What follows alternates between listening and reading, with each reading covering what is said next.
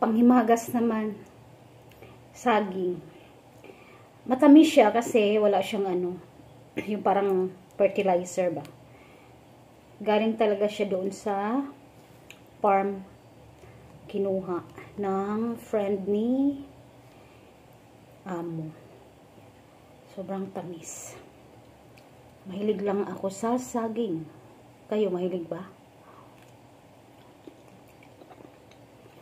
Tapos ko lang kumain. So, pagkatapos kong kumain, gusto ko ng may panghimagas. So, saging na lang. Kasi wala naman akong matamis.